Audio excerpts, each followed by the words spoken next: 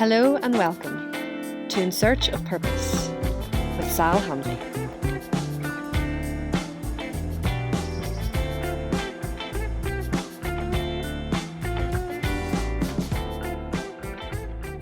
Hello and welcome to my podcast In Search of Purpose with Sal Hanvey.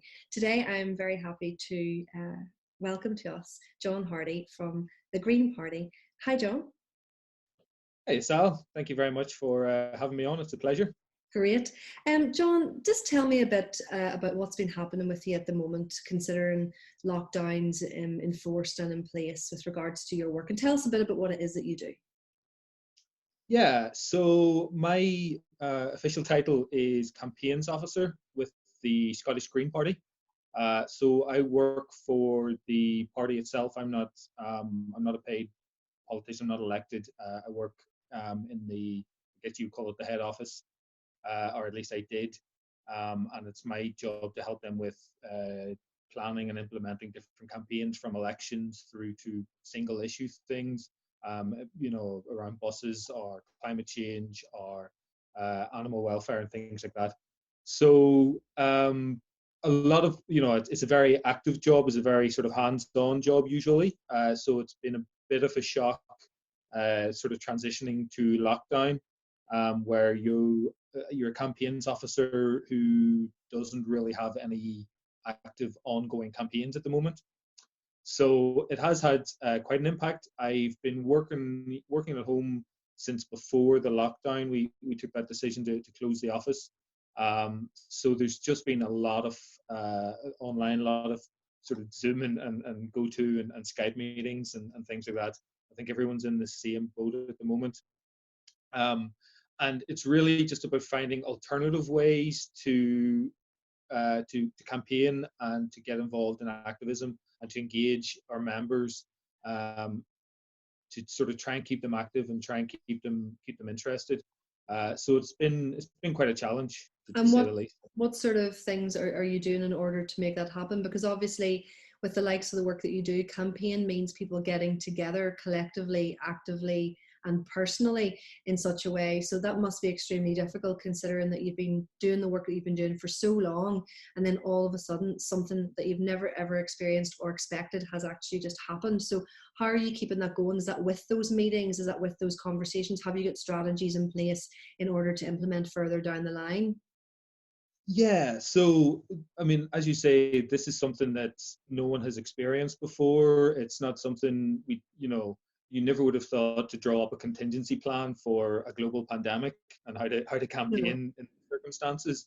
So it's very much been just kind of learning as you go along. Basically, a lot of it is sort of preparing for whenever we do come out of the lockdown.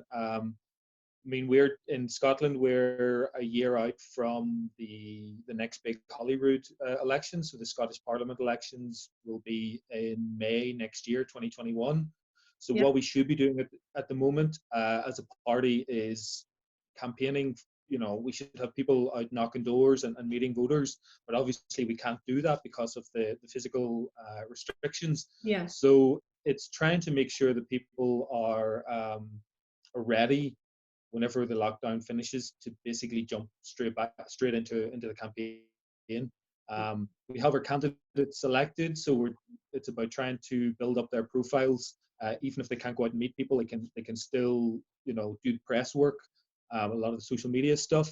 Basically, just getting their names out there, being seen, and then we're working on a training program for members as well, so that they can try and upskill.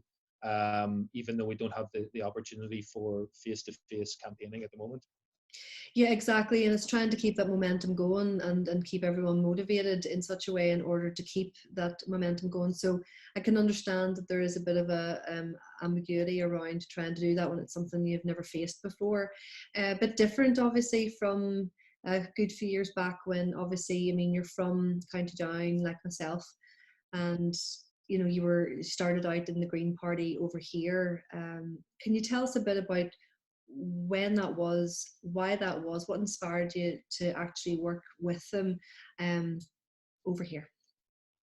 Yeah, so It's been quite a journey. I think I first got involved with the Greens back at home about 15 years ago, um, 2005. So I was just still in university, finishing up my final year there, and the Greens at the time were still two separate parties on the island of Ireland. So there was the Green Party of Northern Ireland and the Quintus Glass, the Irish Greens, and they were having a meeting in Queen's University to basically sort of scope out the potential for merging the two parties. I'd never had any involvement with the Greens before, or been to any meetings or anything, but I saw this poster, and for some reason I just thought, yeah, I'd like to check this out. I'd always been, interested in environmentalism, and I was, keen on that side of things, and I just wanted to find out more about how the party itself worked. So I went along and kind of got involved there, and I was slightly involved for the 2005 council elections, and then I went to do my master's degree, and then that finished in 2007. And then I basically got a job straight away working on the 2007 assembly election campaign. I think that's And when I met you. I think we met in Enniscorthy, didn't we? Down at the annual conference, I think in Wexford. it was Wexford, yeah. Wasn't it? That was a long time ago. So that Yeah, probably would have been around then, I yeah. think that was because it was with Agnew, and it was Liam O'Minley came and sang a song and everything. That's right. Yeah, that was a really big conference. That's whenever I think the Greens in the South were maybe in government at that time. So there was a lot Yeah, of people around. yeah, and Cadogan and so on. No, I can Yeah, remember it was really interesting. I mean, obviously, I'm not part of the party, but I was just so much interested in. My friend was going down, so I went down, and it was a great event. I remember us sitting at the bar putting the world to rights at one point. a lot of that happens at political conferences. That's for sure. Yeah, it was a good time. So you moved then from the Downpatrick site with Cadogan, isn't that right? And then Yeah. you developed up to Belfast and so on. Yeah, so I had been involved in South Down, where we're from, and I stood for election there for the council in 2011, and then after that I moved up to Belfast just for work and stuff, and I was still involved with the party, so I wasn't working for the party, but still involved on the executive committee and as secretary for about 4 years, and then 2015, I got a job with Stephen Agnew was the MLA and leader of the party, and I got a job working as his researcher up at the Northern Ireland Assembly. That's right. Yeah, and then so I was working there, and also the preparing and overseeing the 2016 uh, elections for the assembly, and then following that, then I made the move over to Scotland in November 2016, and That's right. I've Those been years have gone because I remember just seeing you cycling around Belfast. You're always cycling, yeah. and you definitely are a man of your word with regards to getting it going, getting you got the bus or you cycled. Seeing you in action, living what you were preaching, which was fantastic. And then you Yeah, moved over in 2016 over to Edinburgh, isn't that right? that's right. I'm in Edinburgh. Yeah, So how's it treating you? I love it over here. Really do. It's probably one of the best moves I think I ever made. Scotland's great. The people I think are very similar to the Irish, so you feel very sort of comfortable. I've just always felt at home. Yes. It's not that big of a culture shock to come to Scotland. Um, Edinburgh is a beautiful city as well, and then I mean I like hill walking, so being in Scotland is kind of it's a dream really. You've just got the Yeah. Highlands, on your doorstep. So Yeah, I I know. just I often see pictures on your Facebook feeds and stuff of you up the mountains, and I just think, my God, I am tired even just looking at the pictures, let alone doing what you're doing. And you'll have done 24 miles or 26 miles or whatever crazy amount of miles that you've done. But really, fair play for having the motivation to do that, because it's a credit to you, really. So what would you be working at the moment? What's the sort of biggest thing that's the key factor at the minute with your campaigning? So, as I mentioned earlier, we've got the elections coming up next year. So, kind of the big focus is obviously getting our current MSPs re-elected, and then hopefully adding to that and getting more MSPs. So, we've got 6 at the moment. The Scottish system is a bit strange in that it's kind of a mixture between what they have at Westminster and what we have at home in terms of electoral systems. I'll not go into it because it kind of confuses me as well. But we've got 6 MSPs in the Parliament, so we kind of hold the balance of power. A lot of things, and we want to try and increase that next year. So obviously the big focus is on that. But also one of the things we have been working on is COP. It was supposed to come to Glasgow in November this year, so that's the annual international climate meeting, Mm. where they basically all the governments come together and figure out how they're supposed to try and stop climate change. So the big one was the Paris Agreement a few years ago, and then this year they're supposed to be agreeing how to basically meet the targets and do the things they said they were going to do to stop us from all from basically uh, being destroyed by climate change. So that was due to come to Glasgow in November this year. So obviously that was going to be a big opportunity for the Greens, Mhm. for activism, for recruitment, for profile raising, all of this ahead of the elections. They have taken the decision to basically postpone that until sometime next year. So a lot of that work it gives us obviously more opportunity to plan ahead, but it will, if it's at the same time as our elections, it's going to sort of impact how much we can actually do at Dedicate COP. to that. Yeah, I Yeah. understand what you mean. Yeah, I know. I was looking up some of the things that you're working on with regards to the climate change aspect, and it's obviously about putting a tax levy on single-use plastics. Isn't that one of your proposals?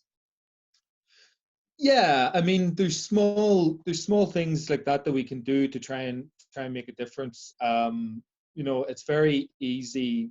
Along with things like single-use plastics, they are a serious problem, and we need to Yeah, tackle them. But at the same time, we have to be careful not to put the blame on the consumer and just say, "Oh, well, it's your fault for buying a bottle of Coke that's plastic, so we're going to charge you extra for doing that."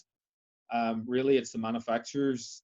Basically, Coke knew years ago, whenever they moved to plastic, that it was going to cause a problem, but they did it to save money. And then they pass the blame on to the consumer and say, well, it's your fault for buying plastic bottles. well, exactly. It is literally about point and blame. I do appreciate that, because you know the fact that you can get a bottle of own brand of, say, one of the multis, you can get an own brand for 18p of a plastic bottle of water. I mean, who's not going to want to buy that for 18p? But then you think to yourself, if a bottle of water is 18p, how on earth is it any good for you? And I mean, from my point of view, water is a big thing. I in my work, when it comes to hormones, for example, with the acupuncture and the nutrition, you know, working with plastic on a level that you understand why it's bad. You see, it's all about letting the consumer know why it's bad, not just that we have a choice, but it's more a case of the tax. I feel should be implemented because people will think twice about doing it, or maybe educate themselves more into understanding why it's bad, because it's full of obviously the BPA chemical, which is an endocrine disruptor. And because it's an endocrine disruptor, it's obviously going to, affect the natural way that the hormones are produced within the body. So we're actually taking in leached BPA chemical, which is estrogenic in the sense of it being a synthetic hormone that we are taking into our bodies every single day on top of the liquid that we want to consume in the process. And even that in itself was enough for me. I don't know about you. Yeah, it's really scary actually whenever you see reports coming from around the world in terms of health studies and the amount of plastic that's in people's bodies and in people's blood systems, That's right. from microplastics, basically from the likes of plastic bottles and even our clothing. There's so much plastic involved in that. And just the amount that ends up, we've all seen the footage, of sort of Blue Planet and stuff that ends up in sea life. And it's not just about basically a bit of litter on the ground that's made of plastic. It's actually about, these molecules of plastic existing pretty much everywhere. It's so difficult to get away from it now because it's been pumped into the atmosphere, and into the environment for decades. And there's an oft-quoted statement that by 2050 there'll be more plastic in the ocean than there will be fish by weight. Yeah, So it's much, so frightening much thought. so it's things like that. So yes, something like a charge on single-use plastic is one of the ways to try and move ourselves away from plastics and from fossil fuels. So to basically put a levy, so that consumers will have that impetus to make a choice, and to put pressure on the manufacturers. At the same time, like as I said earlier, it's really more about at the policy level, about saying to the manufacturers, look, you have to find a different way of doing things. It's not impossible to basically go back to, say, recyclable glass bottles that people were able to return for a small amount of money, and have that system rather than simply producing single-use plastic. It basically takes a lot of energy to produce, a lot of time, a lot of transport, and then you have it for 15 minutes. I know, and I don't know the Away. statistics, but they're frightening nonetheless. I'm sure you watched Hugh Fearnley Whittingstall's BBC One documentary on the war on plastic. It was fantastic in the sense that obviously he's a name, he's a brand, he's River Cottage. People will stand up and take note of that, listen to that. He's a good representative for basically that very thing. And I have noticed a shift in supermarkets, in people's purchasing habits. I don't know if you noticed, but there's little mesh bags that are reusable for your vegetables and so on, instead of those little thin sort of. Oh, I haven't seen that actually. Yeah, it's amazing, and you have to obviously remember to take it with you each time. That's the thing. Yeah, You just yeah. buy another one, and you're never going to have enough of those. As far as I'm concerned, because they can carry lunches about, they can carry your little snacks and things as well. So they're multi-purposeful essentially. But it means that you're not having those little thin plastic, ones that you literally throw away as soon as you get home, which is just so wrong. So that in itself, I noticed that after that 3-part documentary that there were shifts in the supermarkets, and you wonder whether it's lip service, because he did try to push some, laws through in order to be able to help deal with the war on plastic, and supermarkets were buying into his pressures and legislation that was being placed on the government to change. And I have noticed a shift in the supermarkets. I used to study supermarket psychology as part of my studies, and I've noticed that even just going around a supermarket, there are less plastics. There are a lot more in other areas, and there will continue to be. But I think people are, well, I know that in my practice I am, and obviously when he's on BBC documentary primetime, he is going to reach a mass amount of people with regards to that. And I do think that people are standing up a little bit more and at least acknowledging to an extent, or at least starting to question some of the problems that we'll have in order to try and make different choices. Yeah, I know. I think you're definitely right. And I think that's a good example of highlighting the different aspects to campaigning to achieve change. So, as you mentioned, you sort of put direct pressure on the supermarkets. So you can do that to sort of highlight a problem, to draw attention. Negative press. They will Yeah, react to that. yeah. Consumer pressure. And then at the same time, he was campaigning for a change in the law. So basically, trying to use policy changes directly at the manufacturers and the sort of the producers. And those sort of the two different levels, or two of the different levels of campaigning. So kind of on the ground activism, but then also the sort of slower but you know higher impact kind of legislative side of things. So kind of cross those two boundaries, so you can sort of be involved in highlighting the problem and calling for change to the supermarkets themselves, or you can put pressure on the sort of the political parties and those in charge to change the rules to Well, say that's exactly plastic needs to go. that's exactly what he was doing, and I can't remember, her name's left me, but there was two of them co-hosting this particular show, and the girl involved, she was going out to the houses, like frontline onto the streets of the people going in, counting the amount of one single-use plastic packagings they had in their home, how they felt that they needed them, how they actually didn't need them, and how they started to think differently about how they could reduce them. So they took this street. Do you remember seeing this? Yeah. And they went into each house and they pulled out all the plastics, out onto the street, and put them all in a big line, just to give you a visual on the amount of single-use plastics that we're using and consuming in one street, which then they were able to quantify massive numbers of people as a population who were using them based on this one street as an example. Obviously, you're only going to get an average, but it's still very powerful nonetheless. And then over a period of 6 weeks, they consciously, collectively worked together to reduce it, knowing that they could and some that they couldn't, but at least they were trying in order to get it down. And they got it down by a third. Now, was that to make a point, or was it to be actually mindful of doing it in the future? I hope the latter, but we just don't know as to whether or not, because at the end of the day, John, it's convenience. It is convenience. Yeah, People you do buy can't. into that.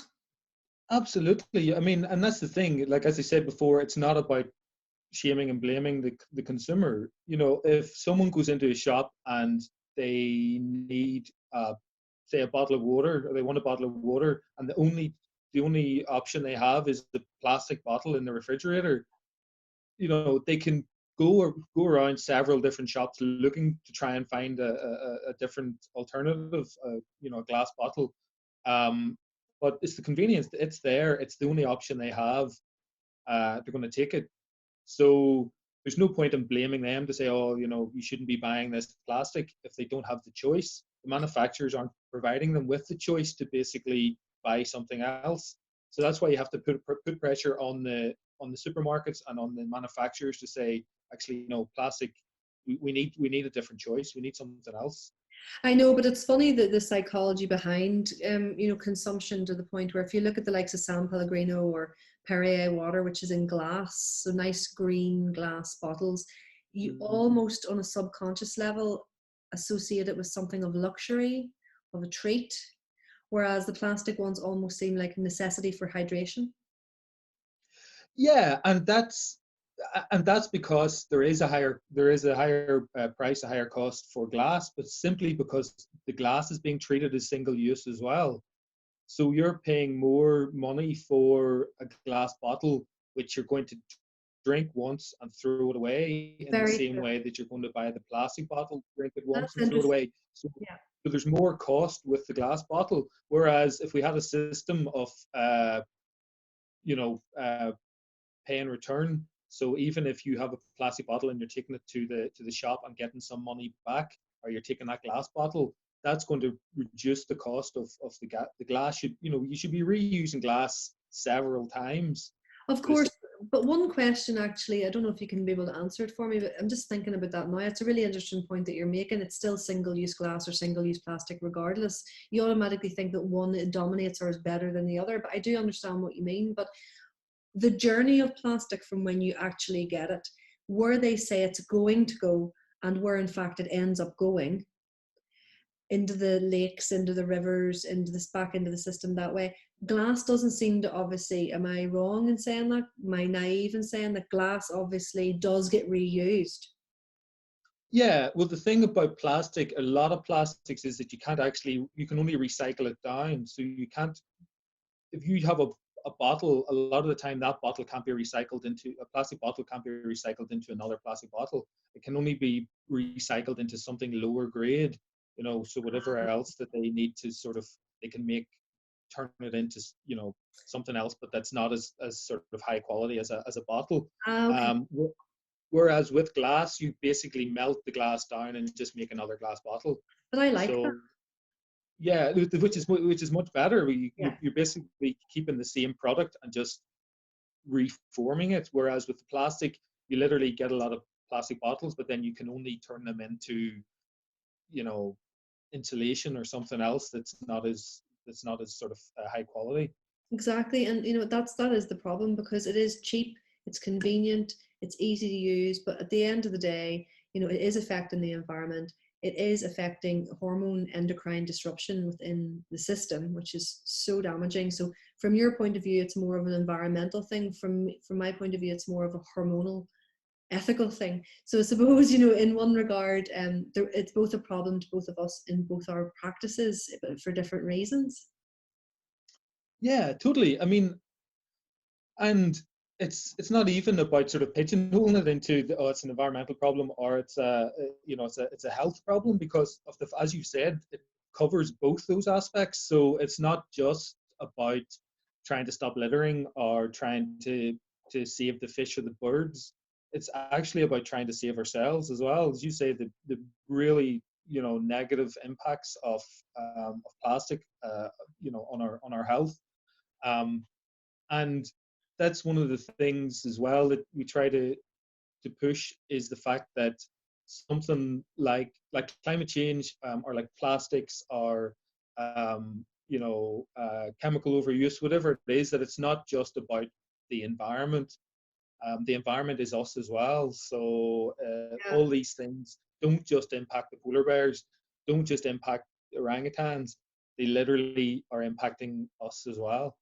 Exactly. And even if someone says to me, well, I do use my plastic over again, I refill it and refill it and refill it and refill it. And I know that people are trying their best to do what they can, but essentially you are robbing Peter to pay Paul, because you're still going to have the chemical leaching continually throughout time. And people don't really know a lot about that. When I tell my clients that, they're either completely gobsmacked by the fact that that's the case. I send them research to show, government research to show that that is the case, that it is an endocrine disruptor, but they don't realize also that because it's estrogenic in its form, that it's really bad for men and women. But for men to be drinking water that's leaching essentially a female dominant hormone is terrible. So in one regard, single-use plastic, oh, it's okay, I reuse it, but then obviously you're creating more problems. I mean, really what should happen, it just shouldn't be used at all. Yeah, that's the thing. And again, we can't blame people, because it's so complicated. People, as you said, people want to do the right thing. It's not that they just want to buy plastic because they don't care, and they just think, right, it's my right to basically destroy whatever I want. They try and do the right thing. Anytime I speak to someone about green stuff, or the fact I'm in the Green Party, the first response I will get is, "Oh, the Greens, I recycle." It's kind of like it's like there's more to it than that. But yeah, like that is, people are trying to do the right thing. It's just it's so complicated, and you don't want, at the same time, you don't want to put them off by saying, well, actually, if you're reusing it, that's still not a great help, because then they'll just say, well, forget about What it. do you do then? I know, and people do often say to me, well, what do you do? And I mean, my water comes from a spring called Ardmore Spring down in outside Newry, you know, and Okay. yeah, and it's in BPA free plastic, but they reuse and reuse and reuse and reuse those bottles. They're a hard plastic. It's completely, Mm, you know, and they are actually trying to get away from it and really go into glass bottling, which is even better again, because it's that kind of thing, you know, if you look at Coca-Cola or Diet Coca-Cola, well, Coca-Cola, someone would say to me, would you have Coke or would you have Diet Coke? I say, well, first of all, I'd have none. But if I did have to have one, I would have full fat Coke. And they're astounded, you know, maybe in the nutrition, how on earth would you have a full fat Coke? And I say, well, one, Diet Coke has aspartame. Two, it has saccharin. And three, it has NutraSweet. So you have essentially massively raw Peter to pay Paul, whereas with ordinary Coke, at least you know what you're getting. You're getting sugar, which is refined. That's it. yeah. And caramel and caffeine. But you're not getting artificial sweeteners. So it's a bit like BPA plastic, you know, you can start going down this road with people. I mean, I do with my clients, but I only go to a certain way because some people just can't take it in. And I can understand that it's overwhelming for people. I just have a massive interest in plastic. But you know, from different points of view, but it's that kind of feeling of them nearly thinking that, well, what's the problem? I mean, I'm just drinking out of plastic. What is the actual problem? But there is a whole man boob epidemic. You know, people say there's, you know, where are these man boobs coming from? You know, and they're drinking estrogen. Yeah. They're Yeah. actually drinking estrogen. And you know, when I occasionally have went to the gym and there's men drinking out of plastic bottles, I often just feel like going, stop! You don't know what you're doing. You know, because they're drinking synthetic female hormone, and that is not good. And at least with glass, Yeah. you're taking out that problem. Exactly. I think that would be a pretty good campaign actually to get attention, is to highlight the man boob issue and Man boob epidemic. I'll get on board. Don't worry. so that would definitely, I think that would definitely get attention and put people off plastic. But yeah, like, because things are so complicated and so difficult, and you can't expect everyone to know about plastics and about chemicals and about, you know, estrogen and health in the same level, that it's kind of, you you have to use that sort of two approaches of sort of persuading people to make different choices, but then also at a policy level of basically saying to the parties in charge, the politicians, look, we need new laws, we need new rules.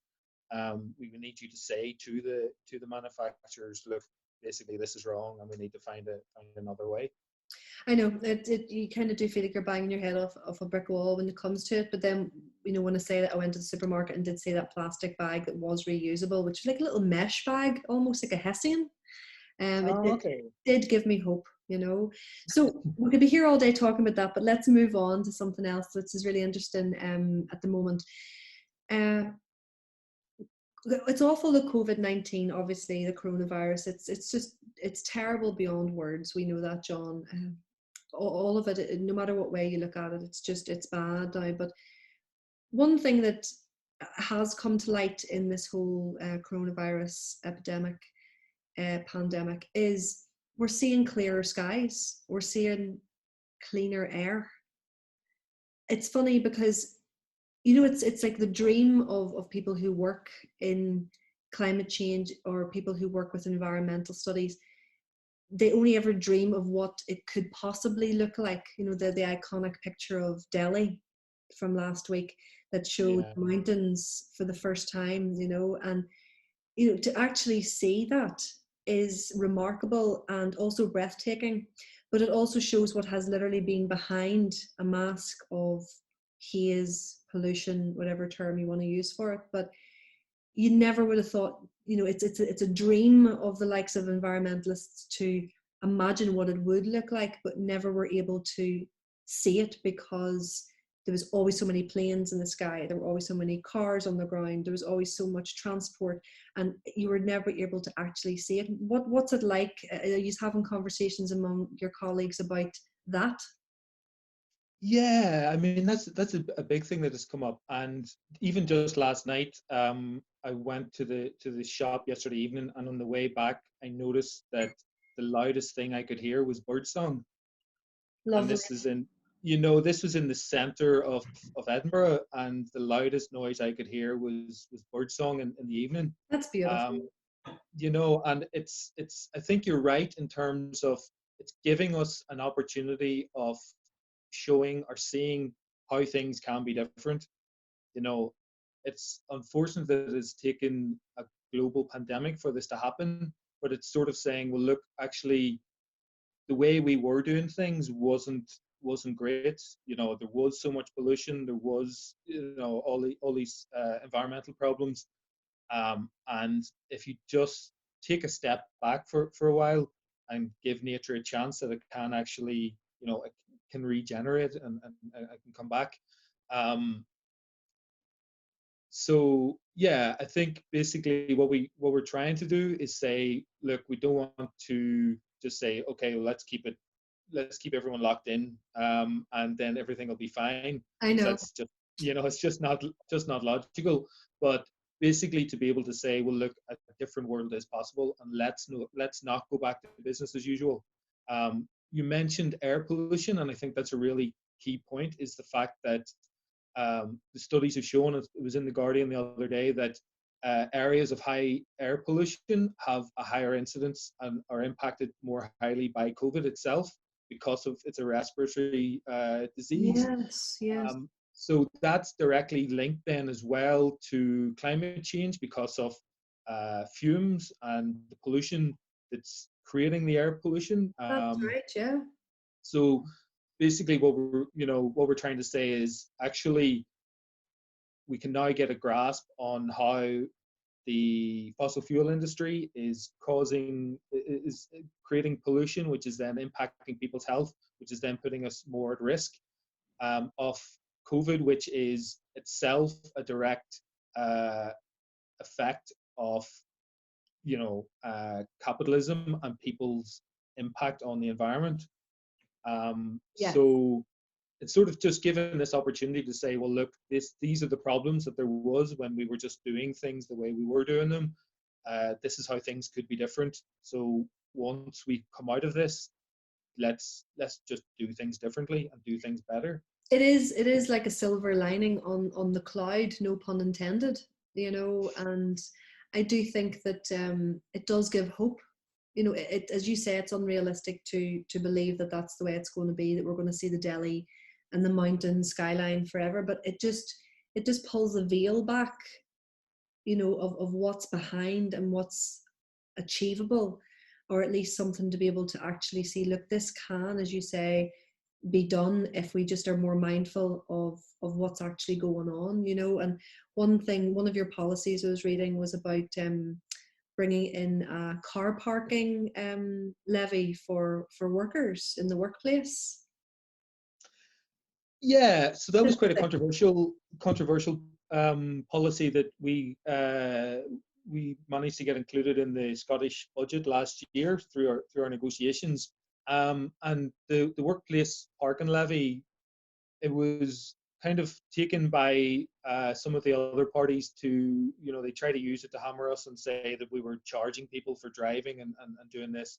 But that's not the way it works. So basically, it's a charge on the likes of businesses or organizations that have car parks. So, if you work for a company and everyone drives to work and they have a large car park, then there will be a workplace parking levy placed on the company, basically Ah, for having so many cars. It's not a charge. It's not another tax on drivers. The drivers themselves don't get charged for that. right. It's been implemented in other cities and in other countries, and the likes of the Scottish Labour Party did support it. It was in their policies several years ago, but then whenever we got it introduced, they decided to be against it for some reason.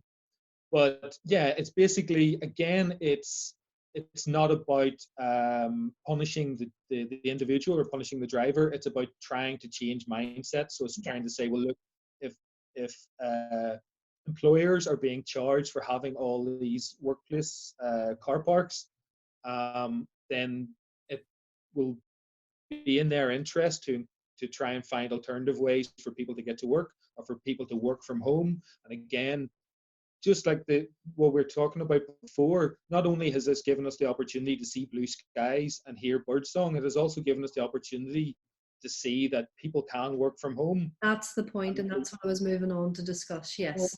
They don't have to basically fly to meetings in London. They No, don't have certainly to not. actually, they don't even have to go into the office. They can still have the meetings and still do their jobs remotely, without having to drive as much. And one of the great things is we are seeing. I just saw in the news today that Madrid is introducing policies to reduce cars in the city, make it friendlier for cycling and for walking, so that once we come out of COVID, we're basically they're going into a much friendlier sort of cycling, active travel, less Brilliant. car in the city. Brilliant. And these are the sorts of things that we're learning from the lockdown, that things can be done differently and things can be Yeah. done better. And we would You know. never have been given this strange opportunity. We would never have taken it ourselves. Well, not never, but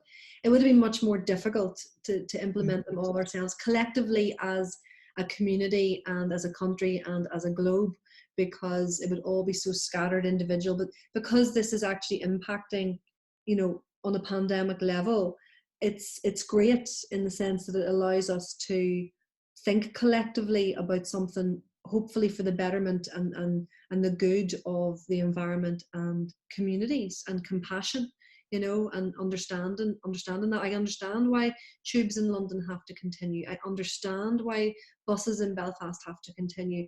It's to get the key workers to work if they don't have a car. You say, you could be very judgmental and drive past in your own car and go, why is there buses running? Like, I mean, but the fact is that it's to bring people to work who need to help protect us, and it's about looking at the bigger picture, and one thing that I seen, which was really nice, I don't know if you've seen it or if you have the trains over there with the same, but have you seen the Trainbow trains? No, Oh, they're no. lovely. Like, yeah, I'll send you a picture. They're really good. It's literally, the whole rainbow concept with the Yeah. coronavirus with regards to hope and so on.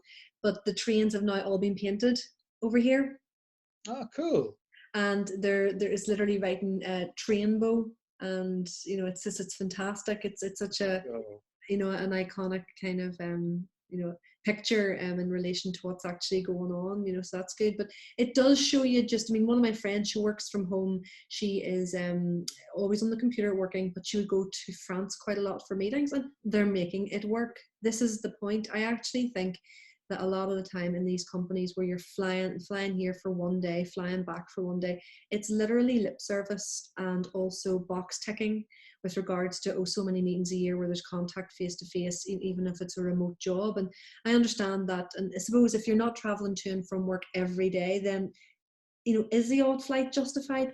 Probably, considering that they're not going to and from with regards to work every day. They're saving in one way, but then maybe not in another. But she's making it work for herself. She doesn't have to travel, and yeah, it's yeah, the sort of thing that's just showing us that we could be actually every day. I mean, I was speaking to a friend of mine yesterday, and he put a full tank of fuel in his car on the 16th of March, and it's now the 21st of April, and yeah, he says he's 2/3 of a tank left. He says that would have usually done him a day and a half. yeah, And yeah. that's remarkable, astounding, and also hopeful. Yeah, I think that's it. I mean, if beforehand, if people were in their cars all day, every day, and using up that tank of gas, basically, of petrol every 2 days, that that's what you knew. That's basically that you didn't know anything else. Like it was difficult to picture a world where you weren't doing that all the time.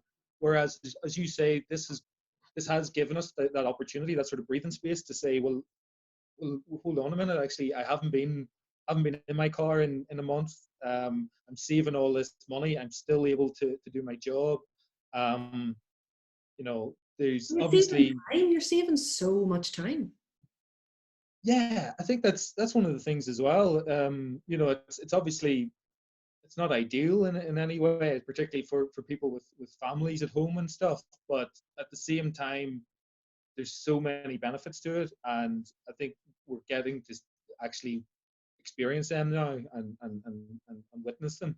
Exactly. And I mean, I'm just in sort of embracing the different things that are being thrown at me with regards to that. And it's allowing me to have time to meditate. And I'm making a lot of food in the kitchen. I'm going to have a series online called The Stir Crazy Kitchen. And it's for everyone that's stir crazy at home. You can be stirring crazy with me in the kitchen. So that's something that I'm going to be working on. Speaking of food, is there a particular restaurant that you're just dying to get back to and can't wait to go to again? Oh, Edinburgh is fantastic for food. Yeah, Edinburgh's great. We're very lucky.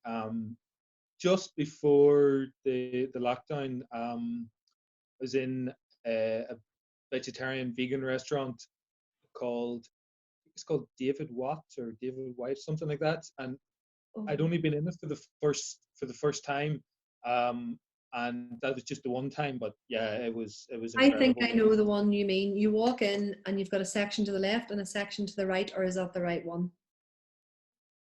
Yeah, that is the one actually. Yeah, yeah. And it's almost like where they're trying to do slight fine dine, but it's not quite. Is that right?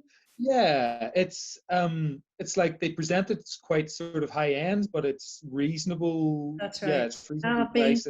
very good. Yeah, Very yeah. good. Oh, that is so gorgeous. I just can't wait to get for a tie in the bow tree. Oh, nice. Yeah, yeah, yeah. That's the one I'm looking forward to the most. I'm not even getting takeaways. I'm too paranoid to get a takeaway. I don't want that kind of, it's that, it takes the enjoyment away of getting a takeaway, which I would rarely get. But when you do get one, you want to indulge in it. And you just think, I have to take this in and wipe it all down and put gloves on and then eat it almost pensively and cautiously. It just takes away the joy, the utter joy. So I'm a big fan, luckily, of cooking everything from scratch. I was out in the garden picking wild garlic and nettle yesterday, and I made a wild garlic and nettle soup, and I made a wild garlic pesto, and I dried out some pickles for tea. So it's that kind of thing. I'm a big forager anyway, but usually I'm catching my tail, chasing my tail, and running left, right, and centre, and almost incorporating the foraging into my schedule, which may kind of defeats the purpose of that natural feeling of this gathering from nature and using. And I feel from this that I'm taking that lovely feeling of being present in the now. And I know I'm not in any which way taken away from what's actually going on. It's not like I'm living in my little bubble not knowing what's going on, but I'm just really trying to make the best out of a really bad situation. And there's worse you could be doing than foraging from the hedgerows and making some food. Well, true, exactly, yeah. Right. So you're coping with lockdown okay? You're doing all right? Are you doing anything nice like reading or meditating or anything like that? Yeah, so doing a lot of reading, which has been nice. I mean, I've always been quite a big reader, but I just haven't. I've been so busy, particularly the previous year, just with everything that was with Extinction Rebellion and all that sort of stuff. So it's nice to actually have the time now to read. I've started doing yoga for the first time. So fantastic, first time, good for you. Yeah, so just started that because I had been going, swimming and hill walking and all this sort of stuff and rock climbing beforehand, whereas now I'm just kind of getting my one daily walk. So I thought, right, I need to try and get some kind of activity that isn't doing squats. So, well, the fact that you're doing things, like walking and yoga that only takes your body, and swimming, which only takes your body. I take it when you say swimming, do you mean wild sea swimming or swimming pool? Oh, just in Edinburgh. There are friends of mine who go swimming every day in Portobello.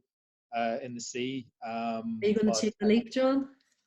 I haven't been. I've done it. I did it once last September, I think, and it was Baltic. So I haven't ventured back. I haven't taken the plunge literally either. I do want to do it to the point where I'm working myself up to it, but obviously not at the moment with everything that's going on. Although I do live by the sea, so that could be my R potentially. But I'm just I'm just a wee bit too scared. But apparently the health benefits of it are amazing. Hydrotherapy works on correcting the cortisol levels and the adrenaline in the system, works on the adrenal glands, strengthens the immune system, works on your lymphatic system for removal of toxins. It's a fantastic way to connect again with one of the elements, one of the strong elements. Yeah, yeah. Sure. And just before we go, actually, thanks very much for taking the time to speak to me today, John. Really appreciate it. I don't want to go down a big long story about this, but it's just a question that I have regarding veganism. Veganism, obviously, it's so big at the moment. I'm a vegetarian from birth. I've never eaten meat in my life, and anyone who's maybe listened to one of my other podcasts will know that. It's not from an activist point of view. It's not from a fundamental point of view. It's not from a taste point of view. It literally was my mum was pregnant with me and felt sick when she was pregnant. I couldn't go into the butcher shop, couldn't handle the meat, eat the meat, smell the meat. It made her sick. She didn't have that sickness with my brothers, and they both eat meat. So essentially, my mum says, trust you to make a statement before you were even born. And that would be right. That would be about right. But the point is that I'm not, people say, was it religious or was it your family? Or, what was your reason for being a vegetarian? I just say, well, innate. It was innate from the womb that I didn't want to eat meat. So I'm glad in a way, because I don't know if I would have wanted to join any sort of movements, or, I'm very much humble and content in my vegetarianism, essentially, where it's not coming from any place of ethics and morals and, belief systems. It's just, I didn't like meat, and that's it. Mum says I spat it out like a stone from an olive, and that was it. So from a point of view of veganism, I'm really fascinated, because it is a movement now, and once was something that was just taboo or looked upon or shunned upon. To be honest, it still is to a certain extent, but they are on the rise, these vegans, and they are massively taken over with regards to working with climate change, working with animal rights, working with carbon footprint and all of those things, which are extremely positive as long as they're obviously done within the safety and the realms of what's considered okay, if you know what I mean. So what's your take on this? What's your take on where veganism stands today with relation to carbon footprint? Do you see, have you any statistics, or do you know of any real change that's actually being made by people eating less meat, even if it's a vegan Monday? Yeah, I mean, there's no denying that basically the meat industry is one of the most destructive industries, is one of the most destructive activities that humankind has ever gone about. It and digging up carbon to burn. The impact, not just of in terms of methane and carbon dioxide produced by livestock, but also the environmental destruction, to chopping down the Amazon to create basic living space for animals, which are then going to be killed, as well, or chopping down the rainforest to grow soya to then feed to the animals, which are then going to be killed. The impact on water tables and basically foodstuffs from concentrated industrial agriculture, and the runoff in terms of pollution and sewage. It's just, it's devastating. It really is devastating. And one of the biggest changes you can make is to reduce your meat intake.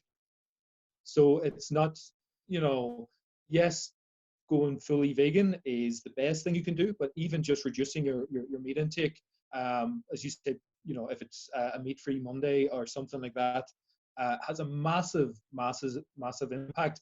I mean, there's 7 billion people on the planet, and there's 3 times as many livestock That is for just eating. remarkable, remarkable. No, and they require vast amount of land, which gets taken from nature, from wildlife, uh, vast amount of water, vast amount of food, for something which isn't efficient, because you're simply using all this to create, a foodstuff, and then, an animal has to die for that to happen, and then you have to start all over again.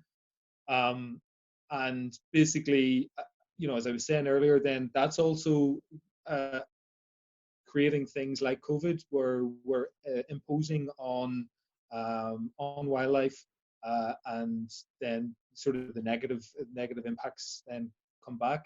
So yeah, absolutely. Um, Going vegan, if everyone went vegan, that would be possibly the best thing we could do for the planet. But at the same time, just small changes. I was at a talk last year by Dr. or Professor Kevin Anderson, who worked on the Paris climate agreements, and the Climate Change Commission for the UK, how they could implement. Basically, what he said was one of the big impact changes is simply moving from animals like